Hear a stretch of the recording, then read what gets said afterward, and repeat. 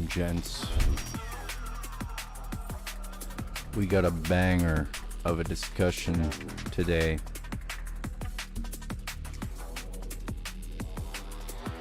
And I gotta tell you one thing.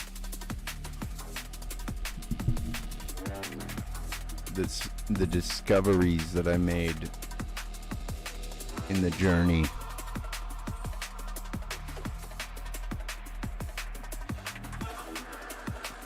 to arriving at the thought of this episode and the premise and everything that it encompasses. It is wild, my friends.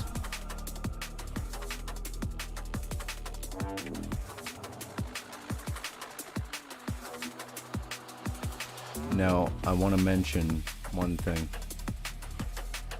It literally took me like 4 or 5 tries to even launch my live, because when I described everything that we would actually discuss, it would not let me proceed with the live stream. It said I had to validate my credentials. It kept giving me error codes. Coincidence? Maybe, maybe not.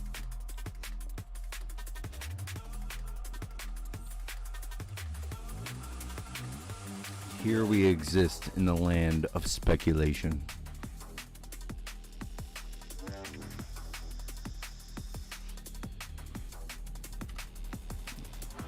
But here we are, ladies and gents.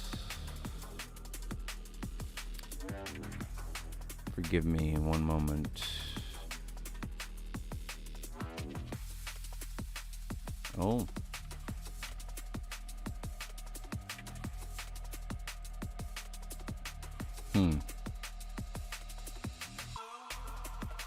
That is very interesting.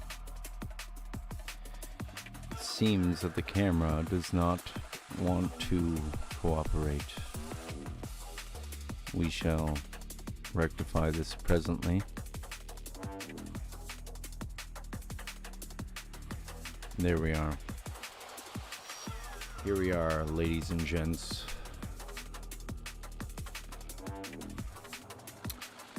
Much to discuss indeed. So, let me just bring that volume down a little bit. Yes. All right, so what are we talking about today? Well, folks, I've come to a few realizations based on my feeds and algorithms and everything else that's piqued my interest, let's say. Now, I want to remind you that anything that we're seeing on socials, on the news, any media outlet, we're seeing it on purpose. There is somebody who wants us to see that. And I'm not talking like in terms of benevolence, or it's not always a good intention, let's just say that, right? So, that being said, there's certain people in the world, certain ruling class folks that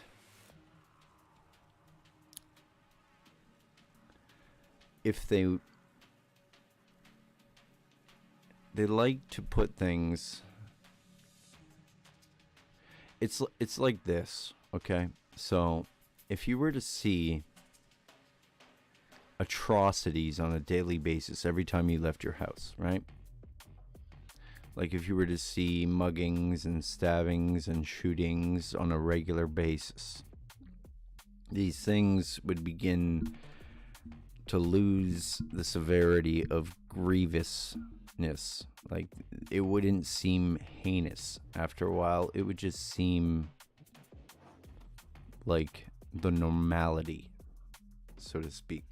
So I think in putting certain things directly in the face of the public, they become desensitized to the severity of what they're seeing. We're talking about war. We're talking about war based on the acquisition of resources. So basically snubbing out other life to elevate one's own. I won't get too deep on the topic of what wars are fought for which reasons and who's really pulling the strings. That's for another time. Okay? But here today we're going to talk about, and this is a few things that I couldn't put in my description. Who is Moloch? The monument at Bohemian Grove, the place that Ryan Garcia says he was taken. Who is Moloch? What did Ryan actually see at Bohemian Grove? What do they do there? These are the details, right? So Moloch is a deity prevalent in the Hebrew doctrine.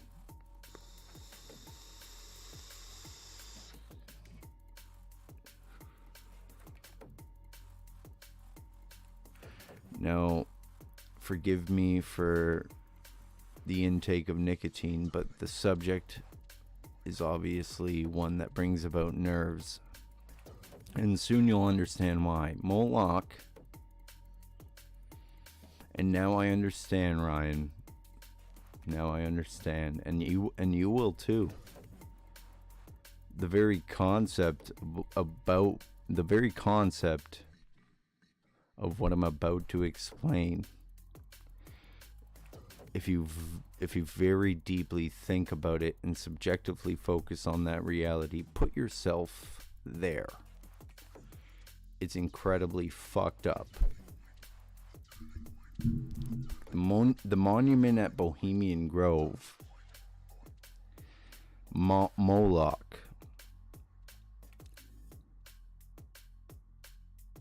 is a deity in the Hebrew doctrine that can only be worshipped by means That's so funny. An ad comes on that talks about a demon king in the background. Now, keep in mind this format, though I'm presenting it as a podcast post-recording. It's live on air.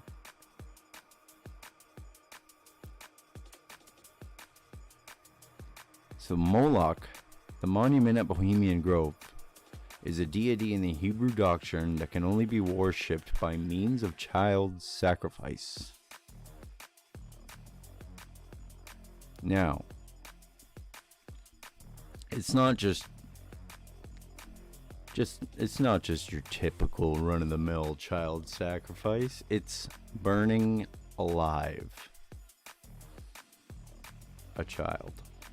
And not just like any child, not like some reprobate, not just some juvenile delinquent. No, it can't be. It has to be an innocent, pure spirit, meaning an infant. That's why when you look at the altar at Bohemian Grove,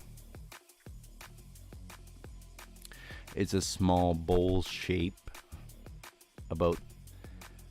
I'd say about maybe 2 feet in length, a foot in width, cupped on a concave, just enough space to place an infant child. So now you wonder why Ryan Garcia might be flying off the handle just a little bit. How would you react to being in that situation?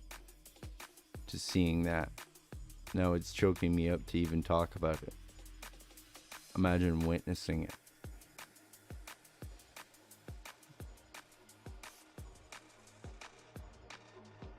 absolutely disgusting. Now you want to talk about who's doing this. Okay, well, this is why MJ got MIA'd. This is why Kanye got silenced. But if you go listen to the song Vultures, he points at it pretty clearly. What is the Hebrew doctrine? Who follows the Hebrew doctrine? Who owns the media? Who owns central banking, BlackRock? Who's the wealthiest group of individuals or conglomerate in the world?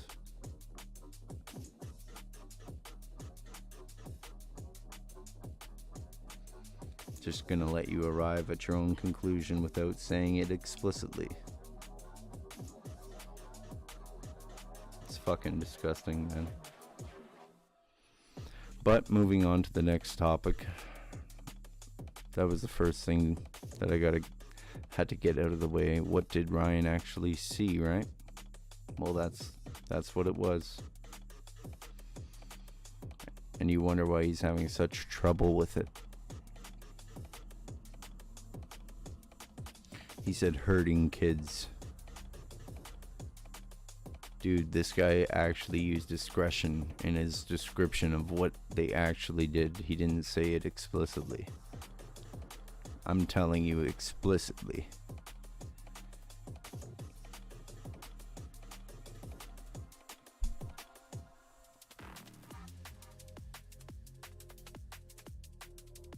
You want to talk about wars in Ukraine? What's in Ukraine? Lithium.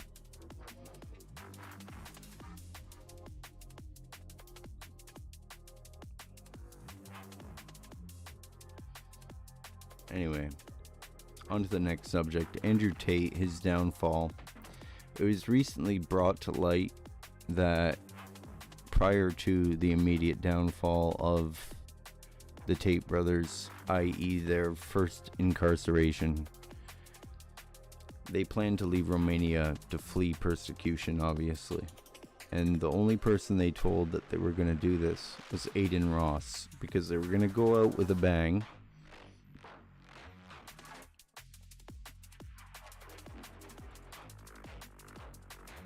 They were going to go out with a bang and do about a week's worth of content, which I imagine would probably be a pretty big wad of spit in the face of the people pursuing them.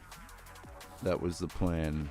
But little do they realize that little ADIN Ross, with his curly fro of hair, reminiscent to a group of people that I have already mentioned inexplicitly in this video, is quite clearly in cooperation with said people. Hence his long-standing place at the forefront of the streaming game. He's a cooperator, which means, as a friend to Andrew Tate, he's a double agent. He's a rat. He's a snake. He's a mole. He's a 006 motherfucker. He's a Takashi 69 type bitch. That's putting it lightly. So,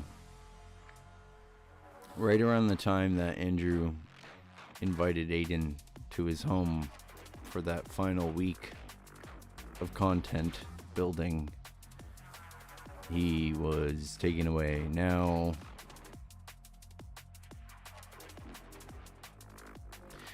he's back. He's back out there making content. So what does that tell us about Tate's potential position on the chessboard, so to speak? It means that he's probably playing ball. It means that he's now like a right-wing political actor of sorts. But one thing is for certain, ADIN Ross is not his friend.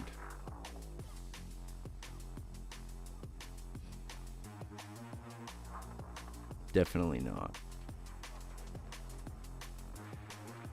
Oh, that was a tough one to get out there, boys and girls. We'll see if it stays up.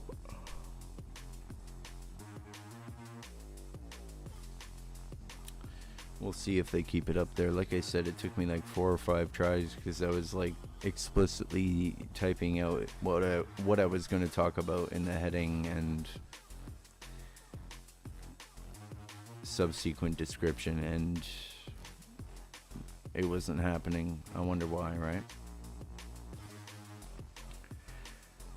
Yeah, that's fucked up, man. That's a very tough one to talk about. Like, if that's the ruling class, if that's what they're doing, if they're willing to do that to an innocent child, what makes you think that they give an iota of a fuck about you if they're willing to do that to an innocent child? What makes you think they have the slightest shred of concern for your well-being? Man, we gotta grow our own food. We gotta... anything we can do to disconnect from this lie of a system that we're living in. Holy fuck, man. Like, if you own anything, at some point in your life, you were a slave to the system for several years. I was thinking about that with how difficult it is with this economy to keep my insurance and my car going with like cost of living and everything. It's like that luxury shackles me. Shackles me into a taxpayer fucking plight of existence. You think slavery ended? It didn't. They just made the chains less visible. Slavery didn't end. They just made the chains intangible. Implied, implicit. We have implicit chains of bondage now. Now we're chained to the duty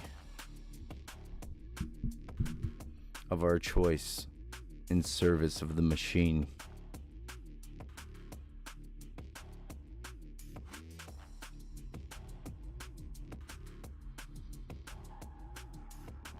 Man.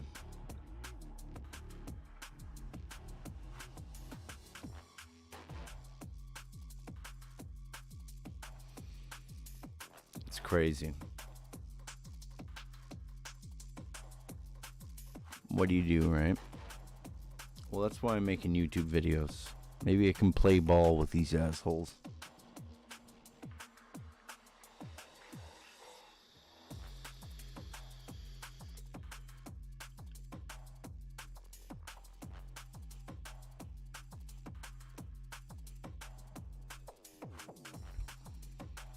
Alright, well, I'm gonna go ahead and sign off. I think I've said everything I came to say for today. It was a hard episode to make. And I know for podcast listeners, it's gonna start to get pretty dry at this point. Just because it's hard for me to keep an energy about me. Like, with this deep, dark understanding of the position that we all are in collectively. This is where the adage, ignorance is bliss, becomes impeccably applicable. Quite honestly, this is why that dick in the Matrix wanted to go back in. Because once he realized what it was, the grim reality of it all set in. Oh boy. Where are we going to end up on this ride, ladies and gents?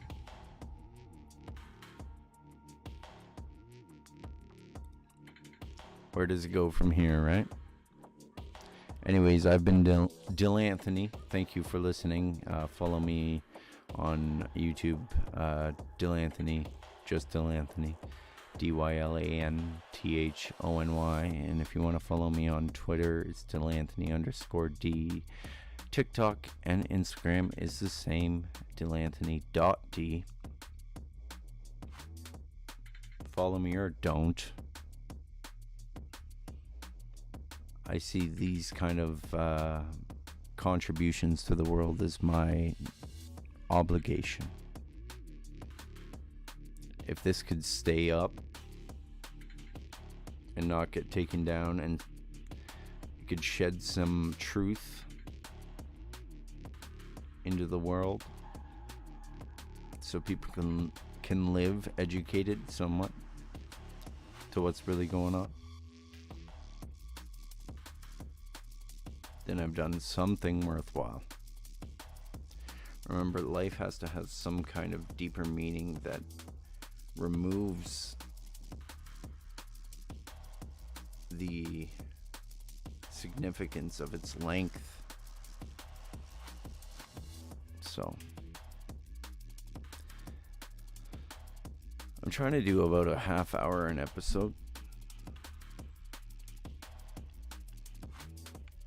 So I kind of feel bad cutting it short.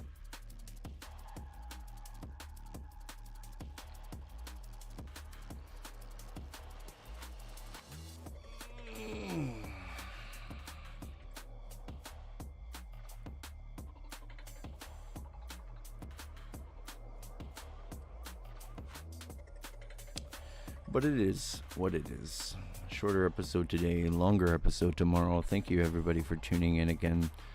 Do try to find me on socials. Support the podcast / YouTube channel. I'll be back.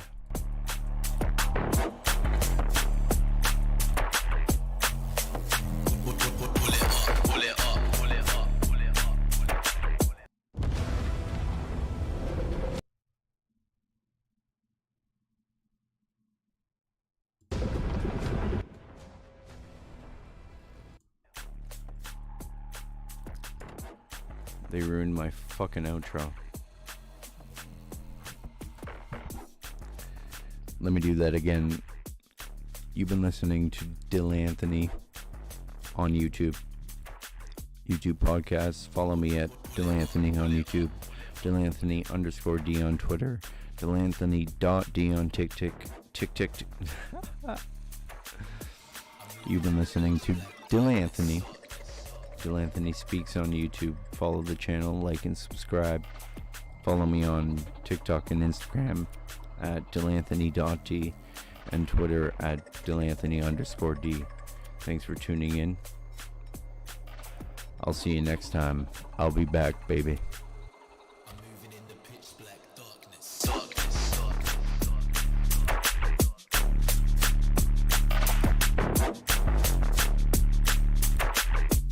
Moving in the pitch black darkness.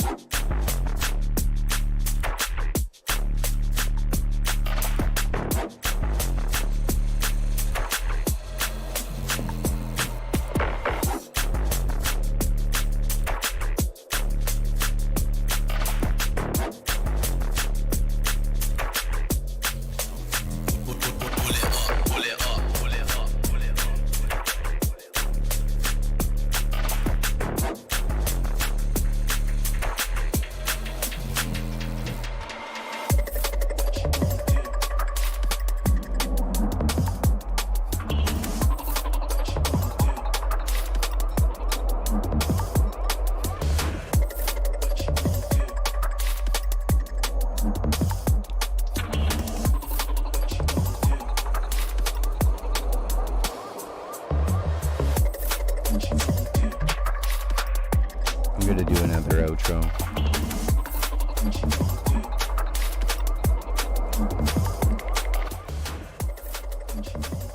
Just so I can cut it, use it on other socials.